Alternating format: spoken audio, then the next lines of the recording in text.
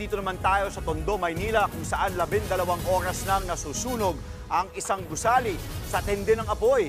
May ilang fire volunteers na nasugatan. At para sa update live mula sa Maynila, nasa frontline ng balitang yan si Dave Abuel. Dave, kamusta na ang sitwasyon dyan? Kontrolado na ba ang apoy?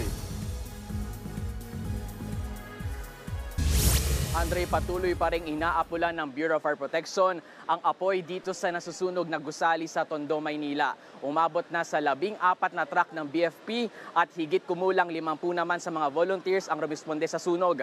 Ayon sa BFP, natatagalan sila sa pag-apula dahil karamihan sa mga nasusunog ay gawa sa plastic at highly combustible materials. Binalot ng nakasusulasok na usok ang gusaling ito sa Guidote Street, Tondo, Maynila, mag-alas 8 kagabi. Kwento ng empleyadong si Marites Garcia, nagulat na lang sila nang makitang nasusunog na ang 3rd floor ng gusali na nagsisilbing warehouse ng mga gamit sa bahay. Natrap daw sila sa 4th floor dahil hindi sila makababa sa tindi ng usok. Yung ibang kasama naman namin, tito ko, nag-isa na kami ng tali ng tela. Tapos tinali ng asawa ko. Sabi niya, sige, baba ka na. Sabi ko, bahala ng mga gamit basta makaligtas lang po kami. Gagawa talaga tayo paraan para lang makababa. Tanging wallet at cellphone lang ang naisalba nilang mag-asawa. Isinugod naman sa ospital ang 12 fire volunteers. Matapos malapnos ang balat sa mukha at kamay nang biglang sumiklap ang apoy habang rumiresponde. Kwento ng kasamahan ng mga nasugatan, may clearance naman daw mula sa Bureau of Fire Protection ang pagpasok nila sa 2nd floor. Pero hindi raw nila inakala na liliyab palalo ang apoy.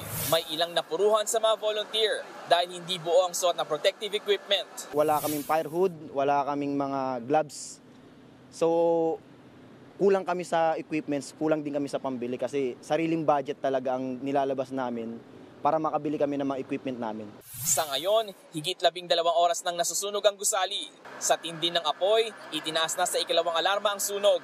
Hirap pa rin apulahin ng mga bumbero ang apoy, pero aabot na sa 20 milyong piso ang halaga ng natupok na mga ari-arian. Sa inisyal na investigasyon ng BFP, sa 2nd palapag ng gusali nag-umpisa ang sunog, pero inaalam pa ang posibleng mitsa ng apoy.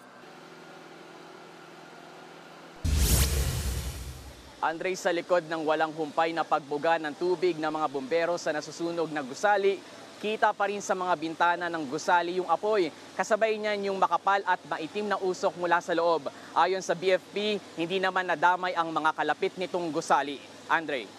Live mula sa Tondo, Maynila, maraming salamat, Dave Abuel. Mga kapatid, Jess De Los Santos po, huwag magpauli sa mga umaaksyong balita at napapanahong issue sa bansa. Para sa mas malawak na balitaan, mag-subscribe at mag-follow sa social media pages ng News 5.